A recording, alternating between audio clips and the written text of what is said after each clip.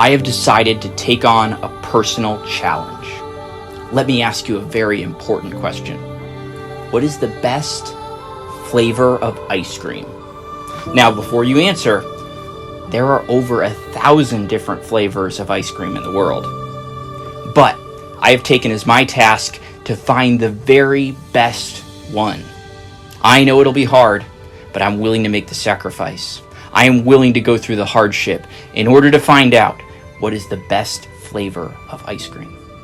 In order to prepare myself for this challenge, I did some research. That means I Googled it, and I found out that the most popular kind of ice cream is actually a pretty simple choice. It's vanilla. That means there are more people that eat more vanilla ice cream than any other kind of ice cream in the world. So I thought, if it's the most popular, maybe there's something to it. Maybe I should start my challenge by trying vanilla ice cream.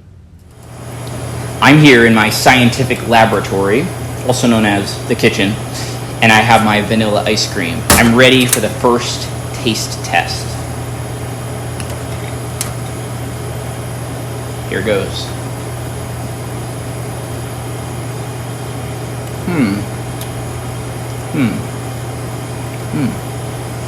You know, it's good. It's good. I can see why it's so popular. I can see why it's the favorite in the whole world, but I just don't know. It's good, but I can't help thinking there might be something better out there.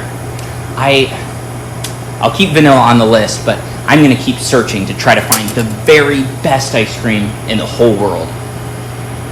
But you know, thinking about my search for the best ice cream reminds me of a person in the Bible.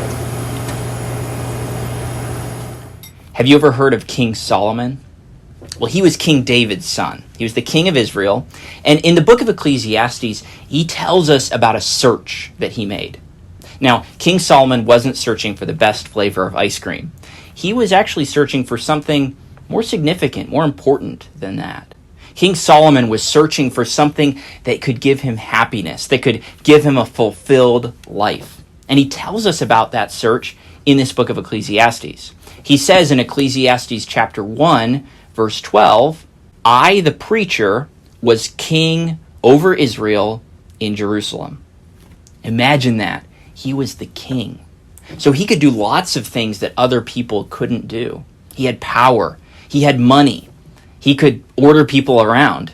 And he decided to use that authority to try to find happiness. Well, in Ecclesiastes 1:13, he says, and I gave my heart to seek and search out by wisdom concerning all things that are done under heaven.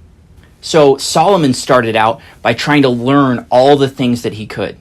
Imagine that, going to the library and you say, I'm going to get all the books they have on history, and I'm going to get all the books they have on science, and all the books that I can learn things from, and I'm going to take them all home with me, and I'm going to read every word. That would be quite a task. Imagine trying to learn everything that humans know. That's a lot. So Solomon, I'm sure, he had people come to the palace, people who were experts in different areas, and he would ask them questions and try to learn all he could from them. I'm sure that he bought or borrowed books, or I guess they would have been scrolls, from places all over the world and read through those to try to learn. And Solomon was a smart guy. So can you imagine how much he knew after all that time he spent trying to learn? He says later in the chapter, I communed with mine own heart, saying, Lo, I am come to great estate, and have gotten more wisdom than all they that have been before me in Jerusalem. Yea, my heart had great experience of wisdom and knowledge. So in a way, Solomon succeeded. He said that he learned more than the people who'd come before him. So did all that understanding and all that learning make him happy? Well, here's what he says in Ecclesiastes 1, verse 18. For in much wisdom is much grief, and he that increaseth knowledge increaseth sorrow. So Solomon said that all that learning didn't actually make him happy. It made him sad. As he learned about the broken world that we live in and all the wicked things that people have done, It didn't make him happy. He couldn't find happiness in being smart or learning a lot. And neither can we. I like to learn. I love history. I love reading about history, and I think it's fascinating. I think science is really interesting too, and all the things that people have discovered. Math, I've never been quite as interested in that, but that's interesting too.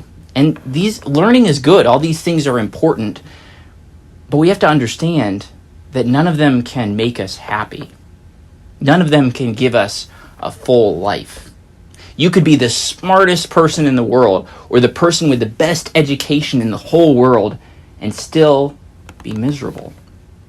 Some of you will remember the story of Adoniram Judson. Adoniram Judson was an incredibly smart boy. They say that he learned to read when he was only 3 years old. And then he went to college when he was only 16. Even at 16, he was so smart that he got to skip his first year and go right on to the second year classes. And he did really well in school. He enjoyed learning, and he graduated top of his class. He was the valedictorian. That means his grades were better than anyone else who graduated with him. But Adoniram Judson learned more than just from his classes at college.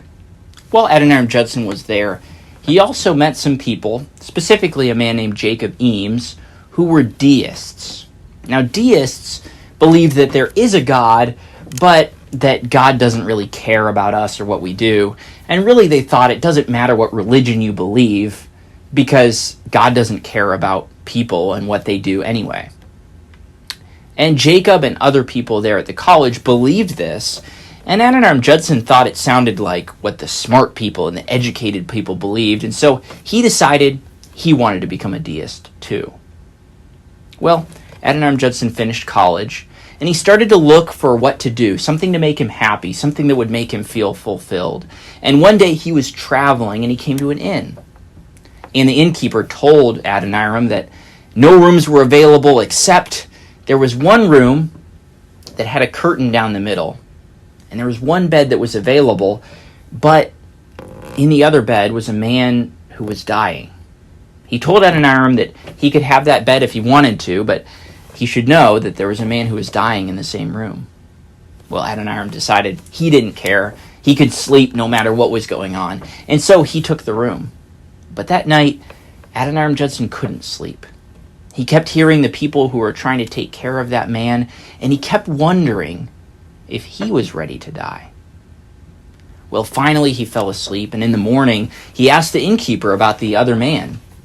The innkeeper told him that during the night that man had died. Adoniram asked him if he knew who the man was, if he knew his name. And the innkeeper told Adoniram, yes, his name was Jacob Eames. Adoniram didn't know what to think or what to do. This was his friend from college, and now he had died. And suddenly Adoniram realized that all the things that he had learned and that deist religion and all of how smart he was, none of that was enough to prepare him to die, to prepare him for what was going to happen after his life ended. Adoniram realized that he needed God. He had grown up as a Christian, and he decided to turn against that. But then he went back home, and God worked in Adoniram's life, and he gave his life to Christ. Over these next few weeks, we're going to be looking at some words that Jesus spoke in Matthew 6.